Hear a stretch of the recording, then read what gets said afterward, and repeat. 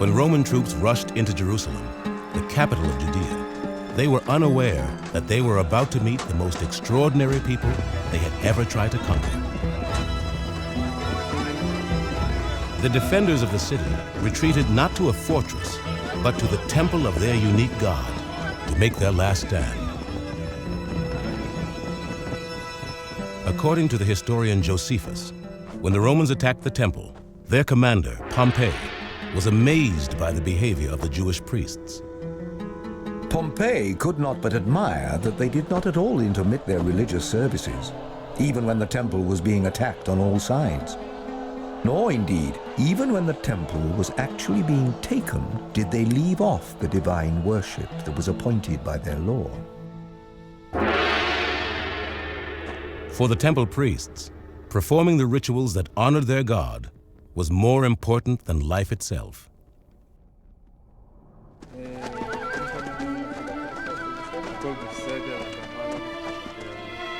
For centuries, reports that the Jews believed there was only one God in the universe had fascinated the other peoples of the ancient world. And the Jews' temple in Jerusalem was famous far and wide for the amazing rituals the priests performed to worship their God. The Roman general Pompey was among those who was intrigued by the Jews' unusual religion. He was particularly curious to see what their mysterious God looked like. According to Josephus, as soon as the Roman general gained control of the city, he went inside the temple in search of its most sacred sanctum, the Holy of Holies, where the God of the Jews was reputed to live. There was nothing that affected the nation in all the calamities that they were under, as that their holy place, which had hitherto been seen by none, should be laid open to strangers. For Pompey went whither it was not lawful any to enter, but the high priest himself.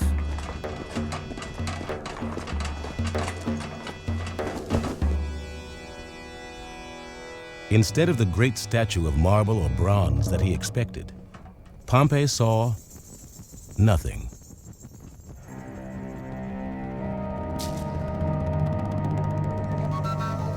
According to the Jews, their God was so great that he could not be captured by an idol or any other man-made image. He was without form, timeless, and present everywhere.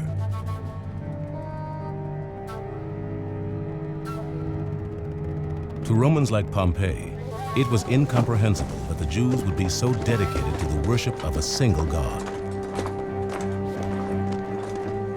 Like the rest of the ancient world, the Romans had a huge pantheon of gods, but their most deeply held belief was that might made right. That conviction had won the Romans control of an enormous empire. To them, Judea was only a tiny piece in a great strategic puzzle. They needed to conquer Judea in order to gain easy access to Egypt.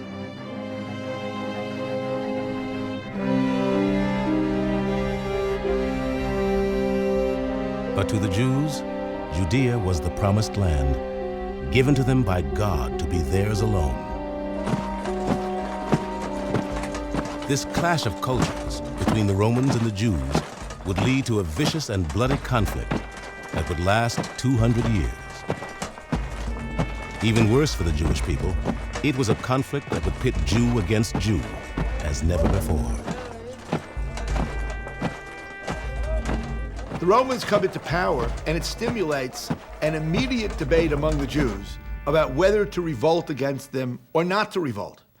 And effectively, from the very beginning, there were Jewish groups that basically wanted to revolt, and others which cautioned and said, well, we really don't need to go so far. So what happens is that these groups are vying with one another constantly in the period of Roman rule.